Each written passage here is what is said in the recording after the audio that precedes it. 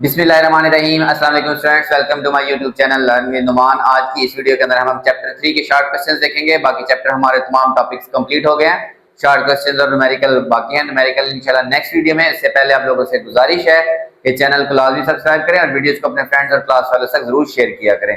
तो स्टूडेंट्स, इस एक्सरसाइज की शॉर्ट क्वेश्चन काफी आसान है, मोस्टली थ्योरेटिकल है, ज्यादातर डेरिवेशन इसके अंदर नहीं है, ठीक है, क्योंकि चैप्टर भी शॉर्ट सा था, ठीक है। तो फर्स्ट क्वेश्चन है जी, state second law of motion in terms of rotation. Rotation के लिहाज से सेकंड लॉ ऑफ मोशन क्या है? जो basically second law of motion क्या है हमारे पास, वो है F is equals to M A, ठीक है। क्या है? F is equals to M A. In term of rotation अगर हम कहें, इन टर्म्स ऑफ रोटेशन, ठीक है, तो फोर्स का एनालॉग होता है टॉर्क, ठीक है, मास का एनालॉग होता है इनर्शिया और लीनियर एक्सीलरेशन का एनालॉग होता है अल्फा। तो torque is equal to I alpha. ये क्या है हमारे पास? सेकंड लॉ ऑफ मोशन है इन टर्म ऑफ रोटेशन, ठीक है। अब इसको डिफाइन कैसे करते हैं? Torque produced on a body is equal to product of angular acceleration. दो चीजें हैं, क्या दो चीजें? एंगुलर एक्सेलरेशन, ठीक है, and its moment of inertia, moment of inertia, ठीक है। ये इतना सा लॉ यहां पे आपने स्टेट कर देना, ठीक है, मैथमेटिकली लिख देना है और उसके बाद पहले या फिर आप ये डेफिनेशन लिख दें, फिर मैथमेटिकल लिख दें, कोई इशू नहीं, ठीक है। दोनों तरीके से आप ये कर सकते हैं, ओके। तो अगर आप चाहें कि आपके पास इतना टाइम है तो आप लिख दें कि टॉर्क फोर्स के एनालॉग है और इनर्शिया मास के क्या है? एनालॉग है। Torque is analogue to force and I is analogue to mass, ठीक है। अगर आप चाहें तो ये वाली लाइन लिखते हैं, अदरवाइज इसकी कोई खास जरूरत नहीं है, ठीक है। Second short question, what is effect of changing position of diver while diving in the pool. के जब एक डाइवर, ये मैंने आपको वहां पे डायग्राम से समझाया था, ये जब जंप करने लगता है, ठीक है, तो जंप करने के साथ ही ये अपनी बॉडी को स्ट्रेच कर लेता है, ठीक है, अपनी बाजू भी क्लोज कर लेता है ऐसे, ठीक है, और अपनी लेग्स को भी अपने सीने के साथ ऐसे नीज को लगा लेता है, ठीक है। ऐसा करने से स्टूडेंट्स क्या होता है? अकॉर्डिंग टू लॉ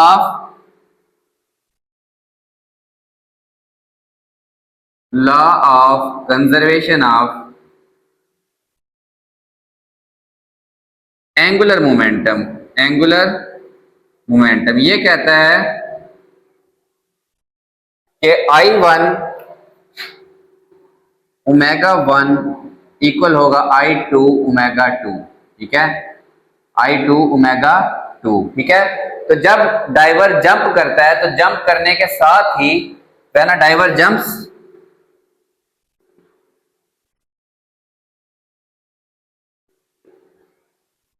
ही, ठीक है, वो क्या करता है?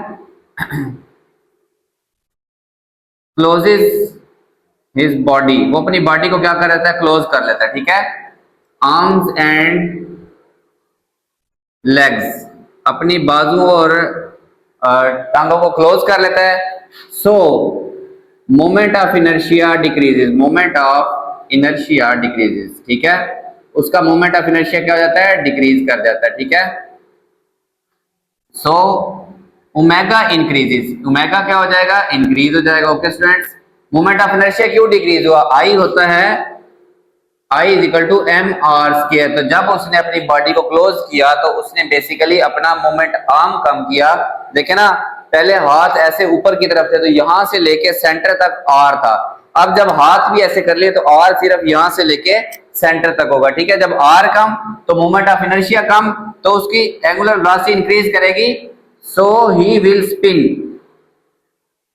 वो क्या करेगा? स्पिन करेगा, दो तीन कलाबाजियां लेगा, ठीक है। देन अगेन ही स्ट्रेचेस, वो अपनी आर्म्स और लेग्स को स्ट्रेच कर देगा, ठीक है, पानी में एंटर होने से पहले आर्म्स एंड लेग्स, वो अपनी बाजू और टांगों को स्ट्रेच करेगा बिफोर जस्ट बिफोर लिख दें, बेशक आप यहां लिखना चाहें ना, just before entering the water, पानी में एंटर होने से थोड़ा सा पहले वो अपनी बाजू और टांगों क्या कर देगा, फुल स्ट्रेच कर देगा। जब वो स्ट्रेच करेगा, ठीक है, entering the water, so inertia increases, R, जब उसने बाजू स्ट्रेच किए तो आर दोबारा बढ़ गया, आर बढ़ा, सो ओमेगा डिक्रीजेस, ओमेगा क्या हो जाएगा, कम हो जाएगा, ठीक है। तो वो दोबारा स्पिन करना क्या कर देगा, बंद कर देगा, ठीक है, और पानी में सीधा एंटर हो जाएगा। Okay students,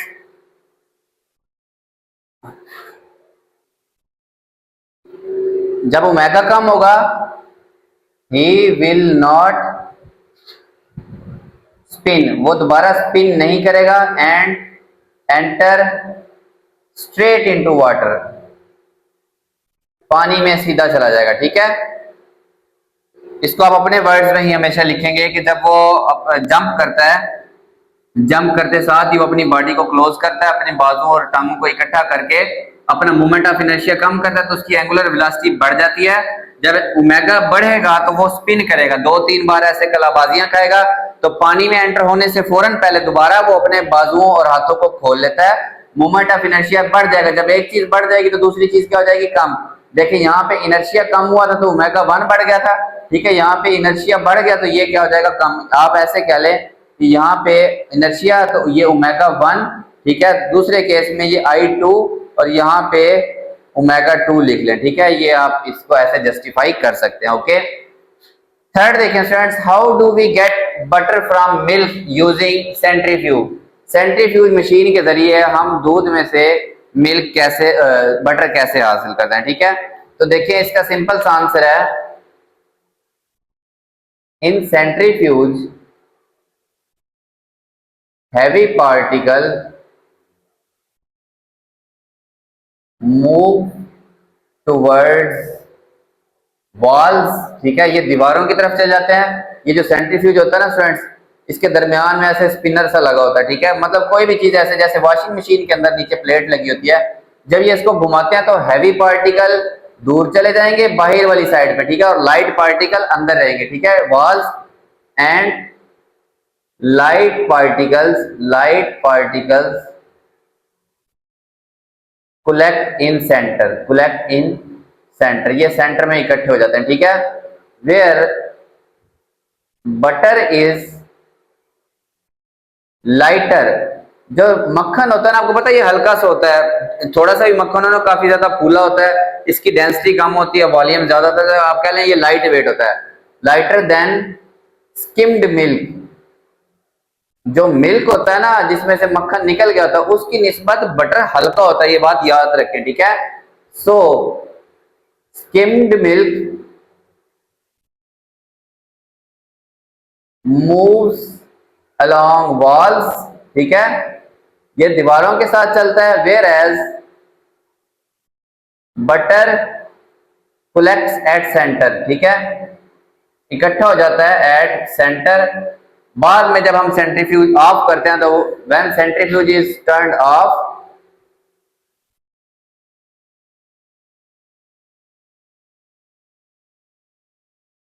butter comes to the surface, हल्का होने की वजह से ये किधर आ जाता है स्टूडेंट्स, सरफेस के ऊपर आ जाता है। तो ये सेंट्रीफ्यूज जो मशीन है ना, ये कोई मॉडर्न टेक्नोलॉजी नहीं है, ये हमारे दौर में उसको कहते थे मदानिया, ठीक है, जो आजकल कहते हैं ना लस्सी च मदानी ना फेर, पंजाबी में एक दूसरे कहते हैं। तो ये जो है ना स्टूडेंट्स, तो वो जो पुरानी खवातीन होती थी ना, बुजुर्ग खवातीन, वो दही और दूध वगैरह डाल के तो उसको हिलाती रहती थी, तो दूध साइडों पे और बटर दरमियान में, लेकिन जब जैसे ही वो हिलाना बंद कर दी तो बटर ऊपर आ जाता था, वो बटर को हाथ से क्या कर लेते जी, कलेक्ट। तो बेसिकली अब नीचे मोटर लग गई है, ठीक है, तो मोटर की वजह से इसको घुमा के, इसका नाम क्या है, सेंट्रीफ्यूज। पहले इसको क्या, मदानी के जरिए, ये सेंट्रीफ्यूज बेसिकली क्या है, मदानी मारना दूध के अंदर, ठीक है। 3.4 देखें जी। अच्छा, इससे पहले अगर आपको ये मैंने ज्यादा एक्सप्लेन नहीं किया तो ऐसे ही है कि बटर क्योंकि हल्का है, तो जब ये हाई स्पीड से घूमता है, स्किम्ड मिल्क हैवी होने की वजह से दीवारों के पास चला जाता है, बटर सेंटर में, लेकिन जब सेंट्रीफ्यूज ऑफ करते हैं तो जो बटर है वो हल्का होने की वजह से सरफेस के ऊपर आ जाता है। बस यही इसका सिंपल सा आंसर है। 3.4 देखिए, mass is measure of inertia in linear motion के लीनियर मोशन में मैस क्या डिफाइन करता है, इनर्शिया, यानी कि वो चीज अपनी पोजीशन चेंज होने में कितना रेजिस्ट करेगी, ठीक है। What is analogue in angular motion, mass का एनालॉग क्या है एंगुलर मोशन में, तो inertia is the analogue of mass in linear motion, ठीक है। ये तो सीधा सीधा आंसर हो गया, ओके, लीनियर मोशन, ओके, ये हो गया जी इसका एनालॉग। उसने कहा डिस्क्राइब ब्रीफली, यहां पे क्या था, उसने डिस्क्राइब ब्रीफली, ठीक है। अब हम बताते हैं कि as mass of a body resist to change its state of linear motion, ठीक है। मैस क्या करता है किसी भी जिस्म का, अगर मैस ज्यादा है तो उस पर हम फोर्स लगाएं तो वो मोशन के अगेंस्ट काम करेगा। हैवी ऑब्जेक्ट है तो मैं फोर्स लगाऊंगा भी तो वो नहीं हिलेगी। अगर हल्की सी चीज है इसका मतलब उसका इनर्शिया कम है, उस पर थोड़ी सी भी फोर्स लगाएंगे तो वो लीनियर मोशन में चली जाएगी, ठीक है। सिमिलरली जैसे मैस रेजिस्ट करता है इसी तरह inertia, sorry, moment of inertia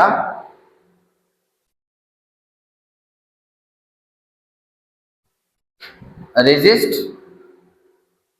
to change its angular motion, ये अपनी एंगुलर मोशन में तब्दीली के खिलाफ क्या करता है, निजामत करता है, जिसको हम टॉर्क भी कहते हैं कि ये अपने टॉर्क में चेंजिंग नहीं आने देता, ठीक है फ्रेंड्स। और moment of inertia is given bye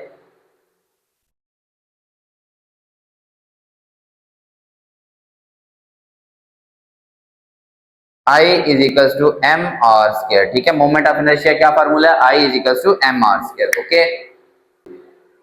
3.6 देखें students, 5 sorry 3.5 why it is harder, मतलब क्या क्यों मुश्किल है for a car to take turn, एक कार के लिए कि वो टर्न ले एट हायर स्पीड, मतलब तेज रफ्तारी से जब हम बाइक या गाड़ी चला रहे हो तो हमारे लिए मोड़ काटना मुश्किल होता है, ठीक है। अगर मोड़ शार्प हो, अगर तो बहुत बड़ा मोड़ है तो फिर तो बात ही अलग है ना।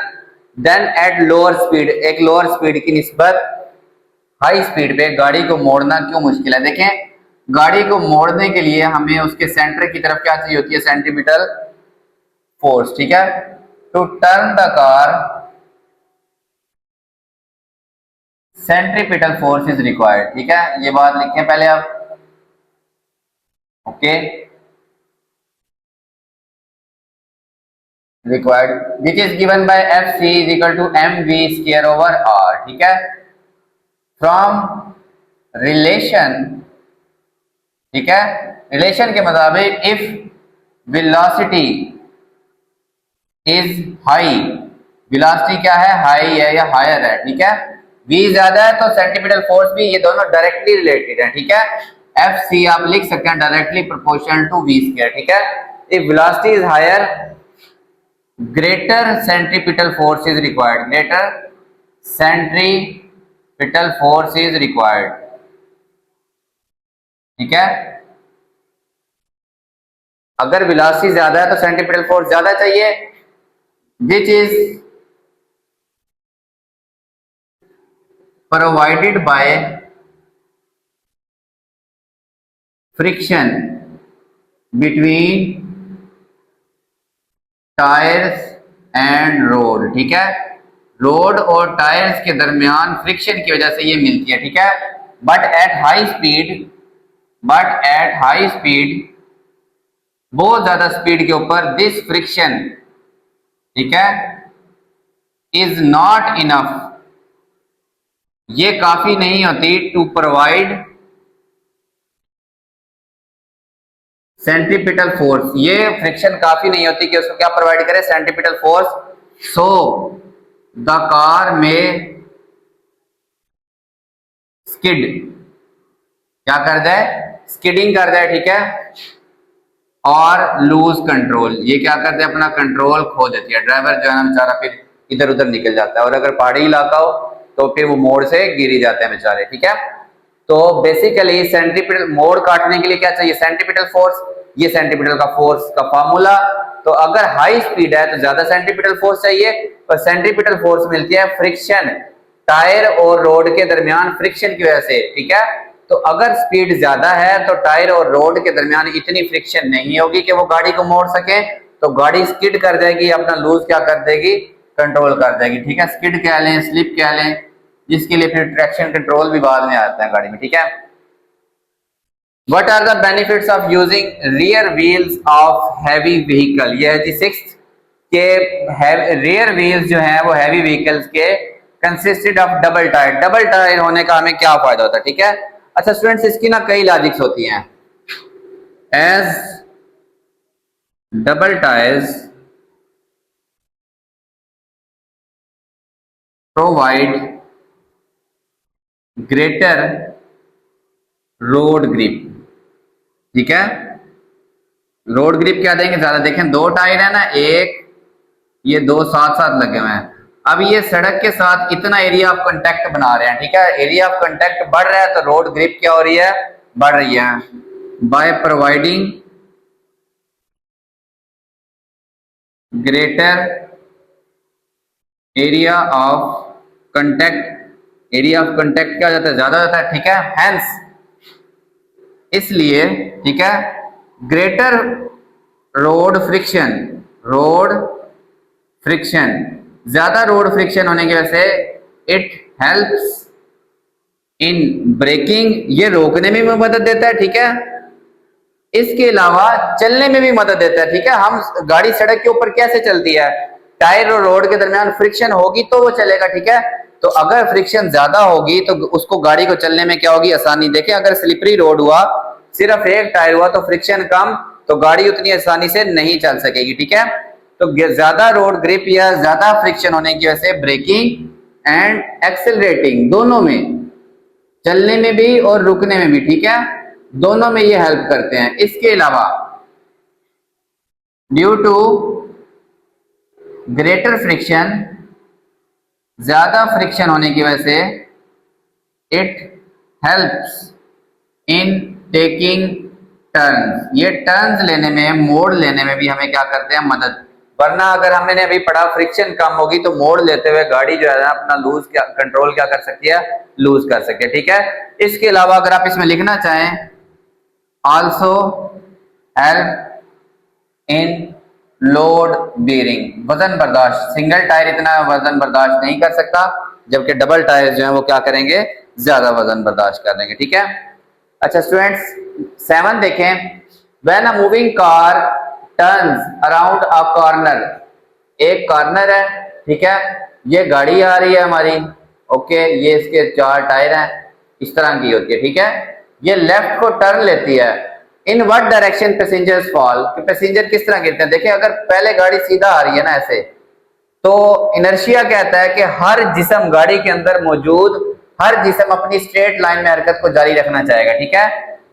तो जब ये टर्न लेगी तो पैसेंजर तो सीधा जाना चाहेंगे, तो गाड़ी इधर मुड़ेगी तो डेफिनेटली पैसेंजर किस तरफ जाएंगे, बाहर वाली साइड। तो गाड़ी लेफ्ट पे जा रही है तो पैसेंजर किधर जाएंगे, राइट डायरेक्शन में, ठीक है। हमने इसको एक्सप्लेन भी करना है। पहली तो बात आप लिखिए ना, passengers fall outwards towards right side, towards right side, ये दाएं जानिब गिरते हैं, ठीक, गिरते हैं, ओके। अच्छा अब इसको अगर हम एक्सप्लेन करें तो हम लिखेंगे ड्यू टू इनर्शिया, ठीक है, passengers want to continue their straight line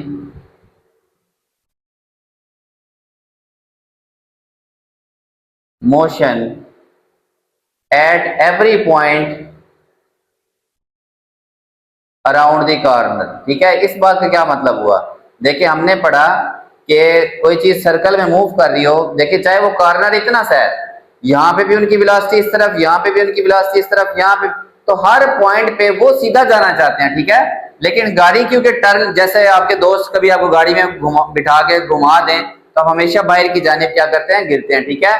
तो हम हर पॉइंट पे क्या करते हैं, स्ट्रेट लाइन मोशन को कंटिन्यू करना चाहते हैं ड्यू टू इनर्शिया, ठीक है।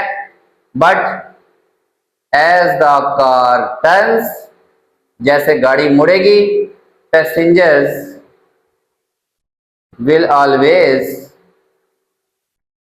फॉल इन अपोजिट डायरेक्शन, ये क्या करेंगे, मुखालिफ सिमत में गिरेंगे। ओके स्टूडेंट्स, ये इसका सिंपल सा आंसर है। ओके 3.8 देखें students, why is the acceleration of body moving in a circular path, ठीक है, सर्कुलर पाथ में कोई चीज चल रही हो डायरेक्टेड टुवर्ड्स सेंटर, तो कहते हैं कोई भी चीज जो सर्कल के अंदर चल रही है उसकी जो एक्सेलरेशन है वो हमेशा सेंटर की तरफ क्यों होती है, ठीक है। तो याद रखें, a body moves in a circular path due to centripetal force, ठीक है, centripetal force। ओके, कोई भी चीज जब सर्कल में मूव करती है तो किसकी वजह से चलती है, सेंट्रीपिटल फोर्स। और एफ सी ये फिर होगा M A C, centripetal force क्या हो, वैसे तो इसका फार्मूला होता है ना, F C equal to M V square R, ठीक है, लेकिन हम एक्सेलरेशन की टर्म में देखें तो A C F C is equal F होता है ना एम ए, तो सेंट्रीपिटल फोर्स की वजह से एम इंटू सेंट्रीपिटल एक्सेलरेशन, ठीक है। तो न्यूटन के सेकंड लॉ के मुताबिक एक्सेलरेशन की डायरेक्शन हमेशा किस तरफ होती है, फोर्स की तरफ, ठीक है। According to Newton second law, acceleration is in the direction of force, ठीक है, डायरेक्शन ऑफ फोर्स, ठीक है। As force is directed toward centre, क्योंकि फोर्स सेंटर की तरफ है, ठीक है। So acceleration is also directed toward centre, ठीक है, is directed toward centre. Okay, नलायकों के लिए या जिन्होंने सिर्फ पास होना था उनके लिए यही है, क्योंकि एक्सेलरेशन सेंटीमीटर फोर्स की तरफ होती है, तो सेंटीमीटर फोर्स क्योंकि सेंटर की तरफ होती है तो एक्सेलरेशन भी सेंटर की तरफ, वो सिर्फ ये वाली बात लिख सकते हैं, ना वो सर्कल बनाने की जरूरत है ना उनको वो लिखने। अदरवाइज अगर पूरे मार्क्स लिखने हैं तो ये आपको पूरा अटेम्प्ट करना पड़ेगा, ठीक है। 3.9, how does astronauts feel weightlessness while orbiting the earth. तो याद रखें, लेट्स सपोज ये एक सैटेलाइट है, ठीक है, तो ये जमीन के ग्रेविटेशनल पुल की वजह से नीचे गिर रहे हैं, ठीक है, वेट की वजह से। ओके, ये हमेशा जमीन की तरफ गिर रहे हैं वेट की वजह से, ठीक है। तो इनके ऊपर जो नेट फोर्स है, ठीक है, वो क्या है, इनका वेट है। और ओवरऑल अगर इसके अंदर ये जो है वो एस्ट्रोनॉट है, ठीक है, तो इसके ऊपर रिएक्शन की फोर्स ऊपर लग रही है और इसके वेट की mg नीचे लग रहा है, ठीक है, mg नीचे और रिएक्शन की फोर्स ऊपर, ठीक है। आपने ये बात लिखनी है, ठीक है। और वेट किसके इक्वल होता है, W इज इक्वल टू होता है mg is equal to mg minus fn, ये mg से कैंसल, तो इसके ऊपर कोई भी नॉर्मल की फोर्स नहीं लग रही, ठीक है। तो हम ये कह सकते हैं as there is no reactional force, reaction की कोई फोर्स एक्टिंग ऑन एस्ट्रोनॉट, ठीक है, एस्ट्रोनॉट्स के ऊपर कोई भी रिएक्शन की फोर्स नहीं लग रही। They are always falling towards centre of earth, वो हमेशा जमीन के सेंटर की तरफ क्या कर रहे हैं, गिर रहे हैं, ठीक है, विद जी एक्सेलरेशन, ठीक है। इनकी एक्सेलरेशन क्या है, जी, और वेट फिर डेफिनेटली क्या होगा, mg, hence they feel weightlessness, उनको क्या महसूस होता है, वेटलेसनेस। तो स्टूडेंट्स याद रखें, हम जमीन के ऊपर खड़े हैं ना, हमें अपना वजन क्यों महसूस हो रहा है, कि हमारा वेट mg नीचे की तरफ और जमीन हम पे जो फोर्स लगा रही है ऊपर की तरफ, ठीक है। अगर हमारे जमीन ये फोर्स लगाना खत्म कर दे और हम नीचे ही गिरते जाएं तो हमें क्या ऐसा महसूस होगा, हमारा कोई भी वेट नहीं है। देखे ना, जैसे किसी चीज को वो लटका के उसको मैस मालूम करते हैं वो स्प्रिंग वाले बैलेंस के जरिए, ठीक है, यहाँ पे वो लटकाते हैं ऊपर स्प्रिंग बैलेंस, अगर स्टूडेंट ये भी साथ ही गिर रहा है, ये चीज भी गिर रही है, तो आपको क्या लगता है कि सुई कोई रीडिंग शो करेगी? नहीं। जब दोनों चीजें गिर रही हैं तो कोई रिएक्शन की फोर्स नहीं लग रही, तो वहां पे हमें क्या महसूस होता है? वेटलेसनेस। ठीक है, ये आपके स्टूडेंट्स एक्सरसाइज की शॉर्ट क्वेश्चन हुए। इसके बाद इसी वीडियो के अंदर देखते हैं कंस्ट्रक्टेड रिस्पॉन्स क्वेश्चंस। ठीक है, अच्छा स्टूडेंट्स, अब देखते हैं हम constructed response question. Basically board ने ना 22 या 23 में पॉलिसी चेंज की थी कि जी पेपर को थोड़ा कंसेप्चुअल बनाया जाए, बच्चे जो है ना क्रैमिंग को, ये जो पेपर पुराना पैटर्न है ना हमारा, सेम तरह के क्वेश्चन हर साल आ रहे हैं, बुक में जो क्वेश्चन है वही आ रहे हैं, ठीक है, बुक में जो एमसीक्यूज है वही आ रहे हैं, तो ये बेसिकली क्रैमिंग को प्रमोट कर रहा था। तो बोर्ड ने जो है ना कंस्ट्रक्टेड रिस्पॉन्स क्वेश्चन बनाने की कोशिश की है, बल्कि उस पर जोर दिया। ठीक है, क्वेश्चन बनाना मुश्किल नहीं है, लेकिन पेपर सेटिंग में अभी तक वो जो है ना कंसेप्चुअल पेपर इतने ज्यादा उन्होंने इंक्लूड नहीं किए। बट अब ये जो कंस्ट्रक्टेड रिस्पॉन्स क्वेश्चन है ना, इन्हीं की तरह के क्वेश्चन आएंगे। ठीक है, कोशिश यही होगी उनकी कि अब करें या ना करें, ये उनकी मर्जी है। ठीक है, पेपर सेटर्स पे भी डिपेंड करता है। तो आपने ये अच्छे से समझ लेने हैं। जैसे अब ये लोफ ऑफ ब्रेड है, तो इसकी जगह कुछ और वर्ड्स इस्तेमाल हो सकते हैं, कोई और सिस्टम दे सकता है, रीजन यही होगी। ठीक है, ये क्वेश्चन है, रीजन सेम होंगी। ठीक है, बट क्वेश्चन क्या होंगे? मुख्तलिफ सिनेरियोज के होंगे।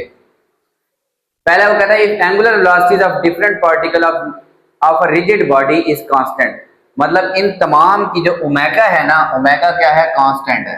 ओके, सेम एंगुलर वेलोसिटी, ये किस पॉइंट के गिर्द क्या कर रहे हैं? रोटेट कर रहे हैं, एक्सिस ऑफ रोटेशन के गिर्द। ठीक है, will the linear velocities be constant, कहता है क्या इनकी लीनियर वेलोसिटीज कांस्टेंट होंगी? स्टूडेंट्स बिल्कुल भी नहीं होगी। अगर आप सिर्फ नो लिख देंगे ना, तो एक आधा नंबर आपको मिल जाएगा। ठीक है, वजह क्या है कि v इज इक्वल टू होता है आर ओमेगा, लीनियर और एंगुलर वेलोसिटी का relation.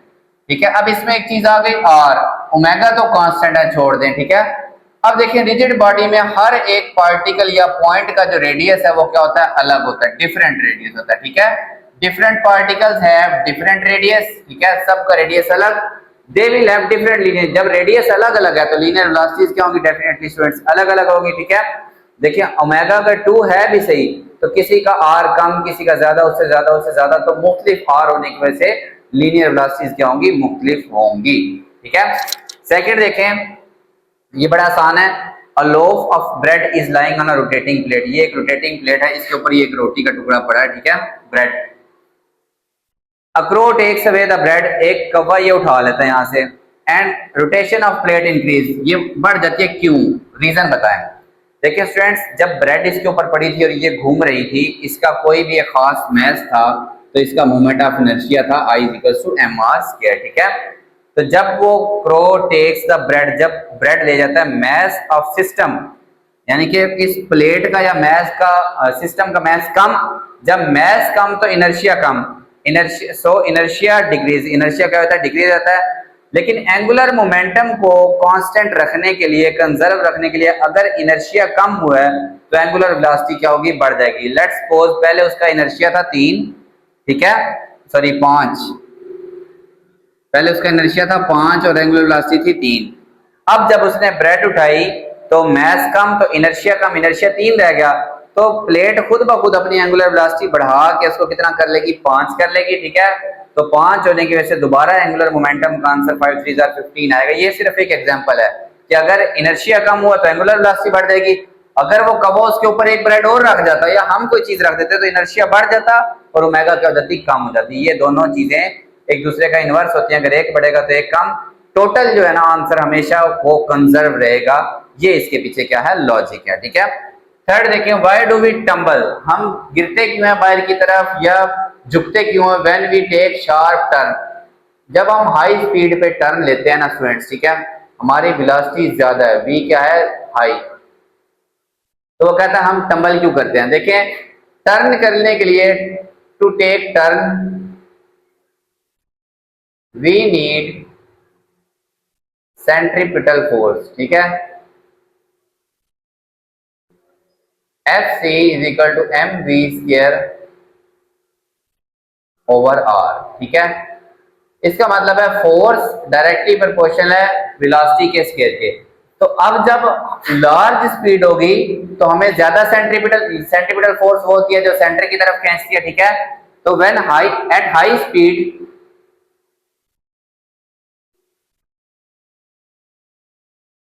Large centripetal force is required, ठीक है, centripetal force is provided bye, हमें ये किस चीज से मिलती है, फ्रिक्शन, ठीक है, बिटवीन टायर्स एंड रोड, ये हमें रोड और टायर के दरमियान फ्रिक्शन की वजह से मिलती है, ठीक है। At high speed this friction is insufficient, ये क्या होती है, नाकाफी होती है, ठीक है, मतलब ये हमें सेंट्रीपिटल फोर्स प्रोवाइड नहीं कर सकती। टू प्रोवाइड सेंट्रीपिटल फोर्स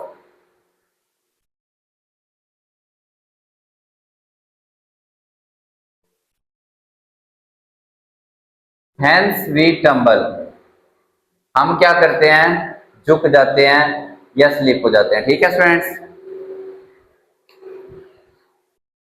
इसके अंदर जो स्टूडेंट्स दूसरी रीजन है वो ये भी है कि इनर्शिया की वजह से हम सीधा जाना चाहते हैं ना, ठीक है, तो ये फ्रिक्शन काफी नहीं होती तो हम इनर्शिया की वजह से सीधा जाना चाहते हैं, इसलिए हम क्या कर देते हैं, tumble, also due to inertia, ठीक है, इनर्शिया भी एक रीजन है, ओके। अच्छा जी, फोर्थ देखिए, what will be the time period of simple pendulum in an artificial satellite, ठीक है, तो टाइम पीरियड का स्टूडेंट्स फार्मूला था T is equal to 2 pi L over G, ठीक है, ये टाइम पीरियड का क्या होता है, फार्मूला होता है, टाइम पीरियड का ये formula T is equal to 2 pi L over G। अब देखें स्टूडेंट, सैटेलाइट के अंदर वेटलेसनेस क्या होती है, ऑब्जर्व होती है, तो वेटलेसनेस की वजह से हम कहते हैं कि वेट इज इक्वल टू 0, तो mg is equal to 0, mass कभी भी 0 नहीं है तो हम कहेंगे उसकी एक्सेलरेशन वेटलेसनेस की वजह से एक्सेलरेशन सैटेलाइट के अंदर क्या फील होती है, 0 होती है, ठीक है, तो हम जब ये यहाँ पे 0 पुट करें ना, 2 पाई L ओवर 0, तो इसका आंसर आता है इन्फिनिटी, L ओवर 0, किसी भी चीज को 0 से डिवाइड करें इन्फिनिटी, इन्फिनिटी का स्क्वायर रूट भी इन्फिनिटी, उसको किसी भी चीज से मल्टीप्लाई करें तो आंसर क्या आएगा, इन्फिनिटी। तो ये अगर इस साइड पे गया ना पेंडुलम, ठीक है, अब रस्सी ऐसे भी नहीं होगी उसकी, उसकी तो बेचारे की रस्सी वेटलेसनेस की वजह से किसी तरह ऐसे ही होगी, ठीक है, वो बेचारा वापस ही नहीं आ सकता क्योंकि पूरा सिस्टम ही नीचे फ्री फॉलिंग में गिर रहा होगा, ठीक है, तो ये इनफिनाइट टाइम के अंदर क्या करेगा, अपना एक चक्कर कंप्लीट करेगा, ठीक है स्टूडेंट्स, ये बड़ा सिंपल था।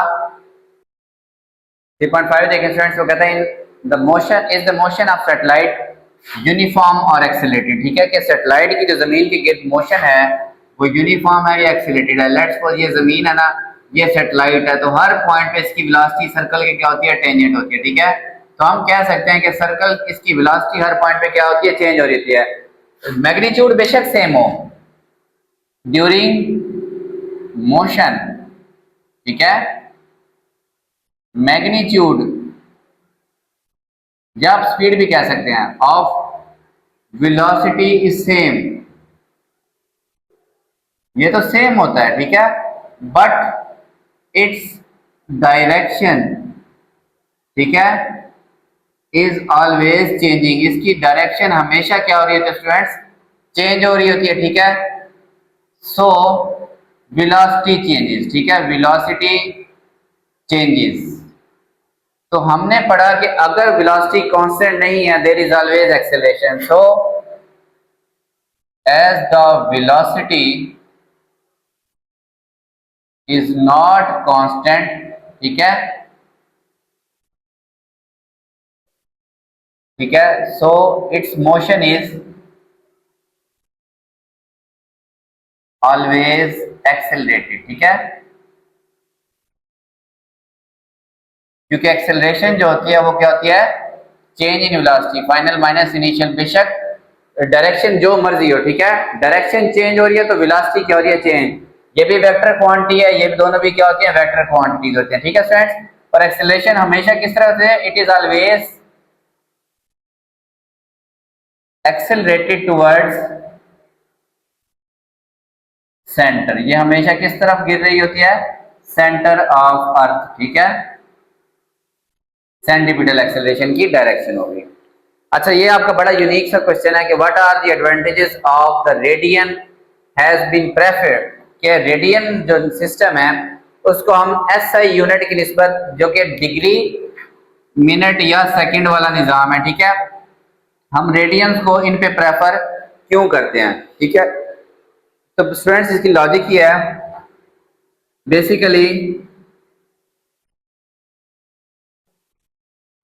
ये जो रेडियंस होते हैं ना, ठीक है, इज डायरेक्टली रिलेटेड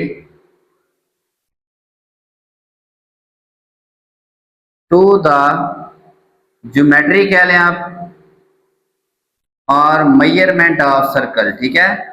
मतलब ये सर्कल सर्कल या फिर सर्कुलर मोशन में डायरेक्टली इन्वॉल्व होते हैं, मेजरमेंट ऑफ ए सर्कल। कैसे स्टूडेंट्स, हमने आर्क लेंथ पढ़ी जिसको हम एल या एस कहते हैं, ये क्या होती है आर थीटा। थीटा किसमें होता है स्टूडेंट्स, रेडियन में।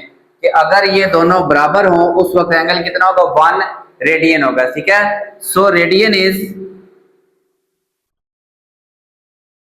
Directly involve with radius. ये रेडियस के साथ क्या है, डायरेक्टली इन्वॉल्व। आल्सो अगली जो वजह है, it is dimensionless, it is dimensionless, इसकी कोई डायमेंशन नहीं है, ठीक है। सो ट्रीटेड एज सिंपल नंबर्स। क्या, सिंपल नंबर के तौर पे हम इनको मल्टीप्लाई, ऐड और सब्ट्रैक्ट कर सकते हैं, ठीक है। अच्छा, वेयर एज जो डिग्री वाला निजाम है जिसे सिगेसिमल सिस्टम ही कहते हैं, degree system needs extra step for calculations, ठीक है। पहले हमें इन्हें क्या करना पड़ता है, कन्वर्ट करना पड़ता है, इसीलिए हम रेडियन वाले निजाम को क्या करते हैं, प्रेफर करते हैं, ठीक है। और ये जो डिग्री वाला सिस्टम है is not connected directly to circle, ठीक है। सर्कल से या फिर रेडियस से इसका डायरेक्ट कोई ताल्लुक नहीं है, जबकि जो रेडियन है उसका डायरेक्टली सर्कल के रेडियस से लिंक है, ठीक है।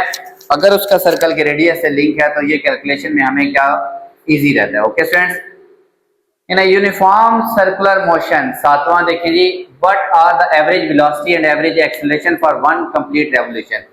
एक पूरे गोल चक्कर का मतलब, अगर ये इनिशियल पॉइंट है यहां से चले और यहां आ गए, ठीक है।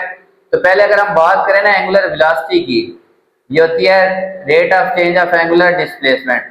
तो जो चीज जहां से चली वहीं पे आ गई, तो चेंज इन थीटा क्या हुआ स्टूडेंट, 0, ठीक है। फॉर वन कंप्लीट रेवोल्यूशन, ठीक है, change in displacement 0, so average angular velocity is equal to 0, 0 by delta T क्या आ जाएगा, 0। तो जब एंगुलर वेलोसिटी 0 है, ठीक है, तो हमने एंगुलर एक्सेलरेशन पढ़ा, rate of change of angular velocity, ठीक है। जब ये 0 है, ठीक है, तो फिर हमारे पास एंगुलर एक्सेलरेशन भी क्या होगी, 0, ठीक है। फॉर वन या फिर कंप्लीट रेवोल्यूशन, वन ना भी हो, बेशक चक्कर 2 हो जाए, ठीक है। For complete revolutions as displacement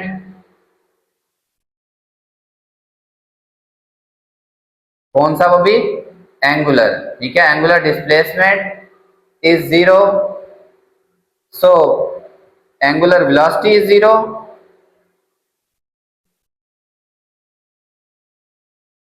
ultimately जब वेलोसिटी 0 हो, angular acceleration is also 0, angular acceleration is also 0, ये भी क्या होगी स्टूडेंट्स, 0 होगी, ठीक है। 8 देखिए students, in a rain storm with strong wind, कि बारिश भी हो रही है और साथ हमारे पास हवा भी चल रही है। डेफिनेटली जब हवा चल रही है तो बारिश हमारे पास एंगल से नीचे गिरेगी, ठीक है। ओके, ये लेट्स सपोज बारिश हो रही है, ओके। अब कॉमन सेंस क्या कहती है, वो कहता है what determines the best position to hold umbrella. अगर आपने छतरी पकड़नी है तो आप किस किस डायरेक्शन में अम्ब्रेला पकड़ेंगे, खुद सोचें। अगर आप छतरी ऐसे पकड़ के खड़े हो जाएं, ठीक है, ये आप खड़े हैं, ये आपने छतरी पकड़ी है, तो ये तो बड़ा अच्छा काम नहीं है, सारी बारिश आप तक आएगी। छतरी भी आपने महफूज कर ली बारिश से, लेकिन खुद आप क्या हुआ, भीग के। तो अब आपको कैसे पता चलेगा आपने छतरी किस डायरेक्शन में पकड़नी है। बेसिकली रेन ग्रेविटी की वजह से नीचे आ रही है, जी की वजह से, ठीक है। और ये जो है विंड, ठीक है, एयर, ये क्या है, इसकी वजह से ये हॉरिजॉन्टली टिल्ट हुई है, ठीक है। तो rain due to strong wind,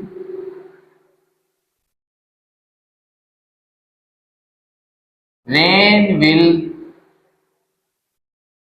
reach at angle, ये किसी एंगल के साथ, ठीक है, ये इसका एंगल है थीटा, ओके, ये एंगल के साथ जमीन की तरफ आ रही है, ठीक है स्टूडेंट्स। तो डायरेक्शन ऑफ विंड्स, जो हमारे पास हवा की डायरेक्शन है, determines best position to hold umbrella. Wind की वजह से हमें पता चलेगा हमने अम्ब्रेला की तरफ पढ़ना है, विच इज, और कौन सी direction, opposite to the wind, opposite to the wind, हवा के मुखालिफ, ठीक है। वैसे भी अगर हम विंड की तरफ पकड़ लेंगे ना, मतलब इधर से हवा आ रही है ना, तो अगर आपने अम्ब्रेला ऐसे करके पकड़ी, थोड़ी सी भी ऐसे हुई, तो वो आपको छतरी समेत उड़ाने की कोशिश करेगी, ठीक है। लेकिन अगर आपने अम्ब्रेला का रुख ऐसे कर दिया, तो ये इसकी छतरी की बनावट ऐसी होती है कि हवा इधर से और इधर से क्या हो जाएगी, डाइवर्ट हो जाएगी। दूसरा ये कि इस सूरत में अब आपके पास बारिश भी कम से कम आपकी तरफ पहुंचेगी, which is opposite to the direction of wind, ठीक है फ्रेंड्स। जब आप पेपर में थोड़ी बहुत सा डायग्राम बना देते हैं, तो बेसिकली आपके क्वेश्चन अटेम्प्ट करने का जो पर्पज होता है वो ये होता है कि आपने ये समझना है कि निगरान बेवकूफ़ है, मतलब वो छोटी क्लास का बच्चा है और आपने उसे सारा सवाल समझाना है, ठीक है। तो डायग्राम की वजह से आपने उसको समझा लिया, ठीक है, जो पेपर चेकिंग करने वाला है। 9 देखिए friends, a ball just supported by a string, एक बॉल है जो रस्सी की मदद से कहीं पे बंधी हुई है, ये बॉल है, ठीक है, विदाउट ब्रेकिंग। आम हालात में ना ये इससे बंधी हुई है, टूटेगी, रस्सी टूटेगी नहीं। If it is whirled in a vertical circle, अगर इसको इस तरह के सर्कल में घुमाते हैं, इट ब्रेक्स, रस्सी टूट जाती है। वजह, अच्छा स्टूडेंट्स देखें, रस्सी इसलिए टूट जाती है because during vertical circular motion tension is not uniform, tension uniform नहीं है एट एवरी पॉइंट, हर पॉइंट पे, ठीक है। हमें पता है कि सर्कल के अंदर मोशन के लिए क्या चाहिए, सेंट्रीपिटल फोर्स चाहिए, ठीक है। अब ये जो सेंट्रीपिटल फोर्स है ना, ये इसको मिलती है tension minus weight, tension upward, weight downward इस पॉइंट पे, ठीक है फ्रेंड्स। लेकिन वो चीज रोटेट करेगी जब टेंशन ज्यादा होगी, मतलब रस्सी अंदर को खींचेगी, तब वो क्या करेगी, चीज ऐसे करके रोटेट करेगी, ठीक है। अब अगर हम टॉप की बात करें, यहां पे आप ले देखते हैं सेंट्रीपिटल फोर्स इज रिक्वायर्ड, ठीक है, to keep moving in circular path, ठीक है। सर्कुलर पाथ के अंदर हरकत करने के लिए सेंट्रीपिटल फोर्स चाहिए, ठीक है। टॉप के ऊपर ये बात आपने लिखनी है, टॉप के ऊपर तो बड़ी आसानी से, खुद सोचे, कभी भी ये इस तरह घुमाए ना, कॉमन सेंस की बात है, ऊपर जाते हुए कभी भी रस्सी नहीं टूटेगी, ठीक है।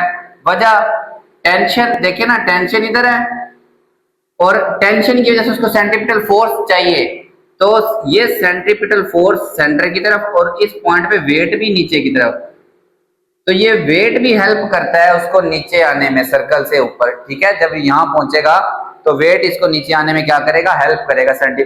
लेकिन एट बॉटम ये जो है ना, ये वाला सीन एट बॉटम है, ठीक है। तो हम लिख सकते हैं टी, ये एफ सी, ये माइनस एम जी, इधर आगे क्या होगा, plus M G.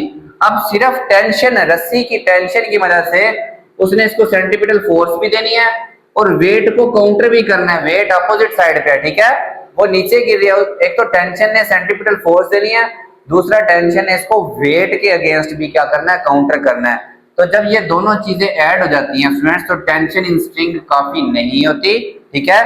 Tension is not sufficient at bottom, is not sufficient to provide, आप ऐसे लिख दें, centripetal force and counter the weight, कि ये वेट को भी काउंटर कर सके। देखें ना, ये चीज यहाँ पे कब रुकेगी, मतलब यहाँ तक इस पोजीशन में कब रहेगी, जब टेंशन और वेट एक दूसरे के क्या होंगे, इक्वल। एक तो टेंशन ने वेट को काउंटर कर लिया, अब टेंशन ने इसको ऊपर भी खींचना है, सेंट्रीपिटल फोर्स से इसको ऊपर ही खींच रहा है ना, तो टेंशन ये दोनों काम यहाँ पे नहीं कर सकता कि वो वेट को भी काउंटर करे और सेंट्रीपिटल फोर्स भी प्रोवाइड करे, इसलिए इस पॉइंट पे आके टेंशन इनफ नहीं होती, सो स्ट्रिंग ब्रेक्स, रस्सी क्या हो जाती है, टूट जाती है। ठीक है स्टूडेंट्स, ये आपने अपने वर्ड्स के अंदर लिखना है, राइट। ये नीचे से नजर नहीं आ रहा था, टेंशन एट बॉटम इज इनसुफिशिएंट, जब ये यहाँ पहुंचता टेंशन काफी नहीं होती कि वो वेट को भी काउंटर करे और इसको सेंट्रीपिटल फोर्स भी ऊपर की तरफ दे, तो वो जो है ना इनसुफिशिएंट होके रस्सी को क्या कर देती है, तोड़ देती है। ठीक है स्टूडेंट्स, अच्छा जी लास्ट देखें शॉर्ट क्वेश्चन अपना, how centripetal force is supplied in following, इन दोनों को सेंट्रीपिटल फोर्स कैसे मिलती है।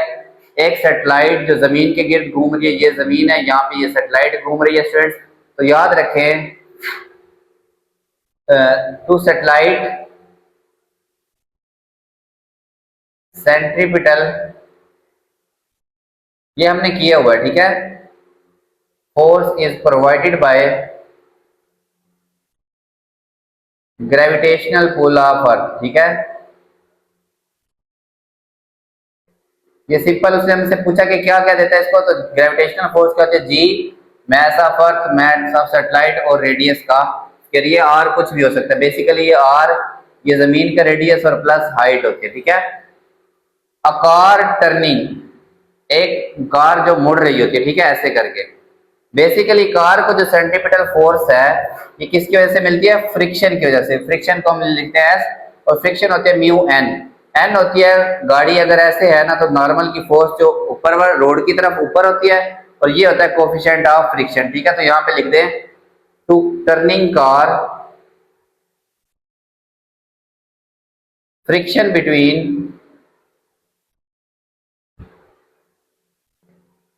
रोड एंड टायर्स, रोड और टायर के दरमियान जो फ्रिक्शन है वो क्या प्रोवाइड करती है, सेंट्रीपिटल फोर्स। ठीक है, सेंट्रीपिटल फोर्स। ओके स्टूडेंट्स, ये सिंपल सी बात आपने लिख देनी है। तो ये आपके इस यूनिट के थर्ड के शॉर्ट क्वेश्चंस कंप्लीट हुए, होप्स आप लोगों को समझ आए होंगे। याद रखें ये एक्सरसाइज वाले क्वेश्चन स्टिल वेरी इंपॉर्टेंट हैं, ये ऑल्दो के अब जो है कंसेप्चुअल की तरफ जा रहे हैं, लेकिन जब आपने ये क्वेश्चन अच्छे से समझे हों तो क्वेश्चन इनसे रिलेटेड ही आएंगे, या यही आएंगे या इनसे रिलेटेड ही आएंगे। अब मजीद इसमें ऐसे कोई कंसेप्ट नहीं है, कंसेप्ट आपको सारे क्लियर हो गए, होप्स आप लोगों को समझ आई होगी। तो अपने चैनल को लाजमी सब्सक्राइब करना है और वीडियोस को अपने फ्रेंड्स से जरूर शेयर करें। अल्लाह हाफिज फ्रेंड्स।